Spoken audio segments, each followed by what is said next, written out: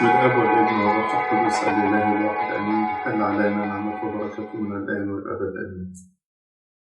كل سنة وحضراتكم طيبين بهذا العام الجديد 2017 وبعيد الميلاد المجيد حسب التقويم الشرقي في يوم 7 يناير من كل عام 29 كيلو. والحقيقة إن كنا نحتفل بميلاد ربنا يسوع المسيح الذي أتى بفرح إلى العالم، لكننا نتذكر أبنائنا وبناتنا الشهداء الذين قدموا حياتهم في حادث البطرسية مؤخرا، وأراد السيد المسيح أن يعيدوا هذا العيد وهذا العام الجديد أن يعيدوه في السماء معه. نذكرهم بالخير ونصلي من أجل أبنائنا المصابين والجرحى لكي يتمم المسيح شفائهم وينعموا بكل صحة وعافية ونراهم معنا على الدوام. في عيد الميلاد المجيد تتزاحم التأملات، والحقيقة منذ أن خلق الله الإنسان وتوجه على مملكة العالم ممثلا في صورة آدم وحواء، وعاش الإنسان على الأرض واتسع عدد البشر وازدادت وظهرت الفضائل الإنسانية التي يعيش فيها الإنسان.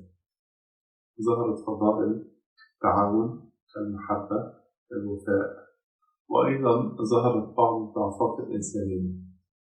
ولكن في مسيرة الإنسان على الأرض وحياته ثم امتداد الخطية وتجاوزها في حياة البشر وظهور الخطايا والضعفات والأفعال والصراعات والعنف في العالم، تناسى الإنسان في حياته فضيلة من أهم فضائل الحياة الإنسانية، وهي فضيلة التطلع إلى السماء. والعجيب أن كل البشر يشاهدون السماء في كل مكان، ولا يوجد إنسان على وجه الأرض لم يرى السماء. ولكن الأعجب أن موقف الإنسان يختلف من شخص إلى آخر. البعض لا يهتم، والبعض أحيانا يلجأ إلى السماء، والبعض الآخر أحيانا يحتمي للسماء، وهناك قطاعات كبيرة من البشر تتناسى السماء، وأيضا هناك من البشر من يتطلع إلى السماء على الدوام. في قصة ميلاد ربنا يسوع المسيح نجد هذه الفضيلة الإنسانية الراقية واضحة في حياة الكثيرين. في حياة أمنا العذراء مريم كانت تتطلع إلى السماء على الدوام عندما قدمت حياتها في الهيكل وصارت تعيش مسبحة ومصلية، وعند ظهور الملاك بالبشارة السعيدة إليها نراها في نهاية الحوار مع الملاك تقول له: هوذا أنا أمة الرب ليكن لي كقول. وتظهر هذه الفضيلة في هذه الطاعة المشتملة بالاتباع. أيضا في حياة الرعاة البسطاء الذين كانوا يحرسون حراسات الليل نراهم في بساطة يتطلعوا إلى السماء على الدوام وهم في عز الليل، ويشاهدوا الملاك الذي يبشرهم بفرح عظيم يكون لجميع الشعب، فيذهبوا ليروا الصبي المقمط بأقمطة في النزول.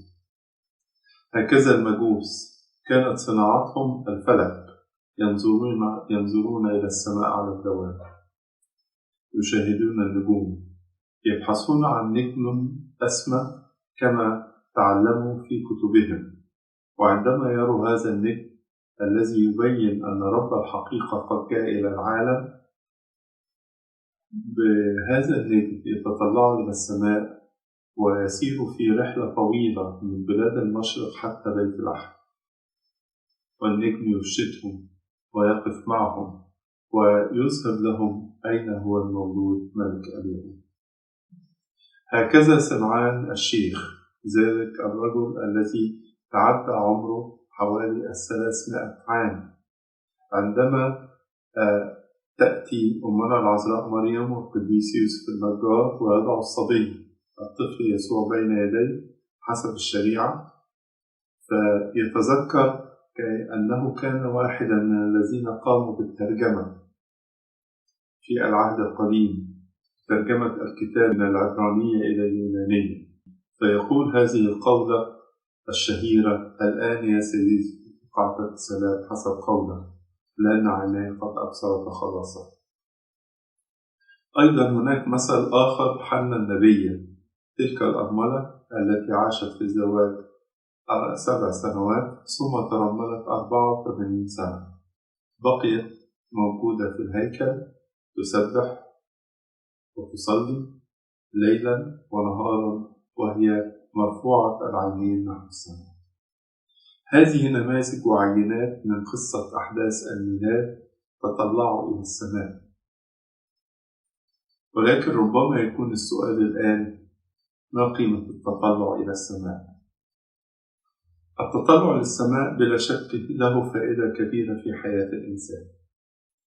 فأولا، الإنسان الذي يتطلع إلى السماء هو يتطلع إلى الخالق الأعظم، خالق هذه المسكونة وهذه الخليقة، ويتطلع إلى مصدر وجوده. الإنسان مصدر وجوده من السماء، ويتطلع أيضا إلى مستقر آخرته أيضا في السماء. أمر آخر أن الذي يتطلع إلى السماء هو يتطلع إلى النور، ليس النور المادي فقط، نور الشمس أو النجوم أو الكواكب، ولكنه يتطلع أيضا إلى النور المعنوي أو الرمزي، وهو نور القلب.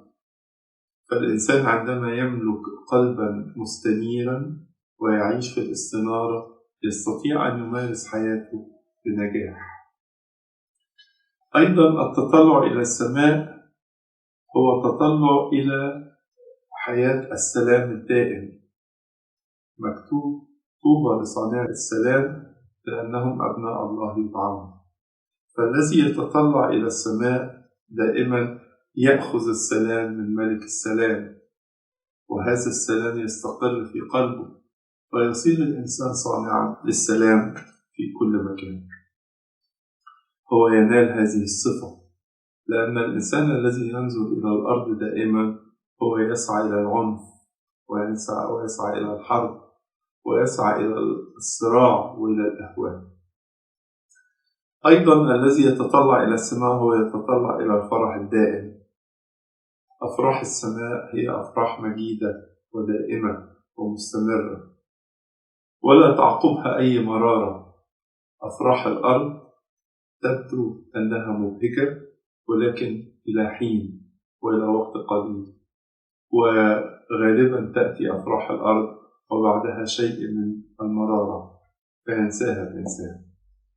في السماء الذي يستمد فرحه من السماء ويتطلع إلى السماء دائما يعيش في هذا الفرح. ربما أن من أهم الفوائد التي يكتسبها الإنسان في تطلعه إلى السماء هو صحبة القديسين. السماء هي مسكن القديسين والأبرار والصديقين والذين عاشوا في القداسة. هؤلاء الذين عاشوا في القداسة الإنسان يتشوق لهم عندما نتذكر كل القديسين الذين في السماء وكل الذين نتشفع بهم. هذه الشفاعة تحمسنا وتحفزنا، فنزداد حنينا وشوقا للسماء. التطلع للسماء هي فضيلة حياتية يمكن أن تغير حياة الإنسان على الدوام. من الأمور الجميلة أننا نحيا في عام جديد، عام 2017، ورقم 7 باللغة العربية بيبان مثل الأيادي المرفوعة للسماء، كأن الإنسان يرفع يديه نحو السماء متطلعا يطلب السماء. وإذا وجدت السماء في حياة الإنسان صارت حياته ناجحة.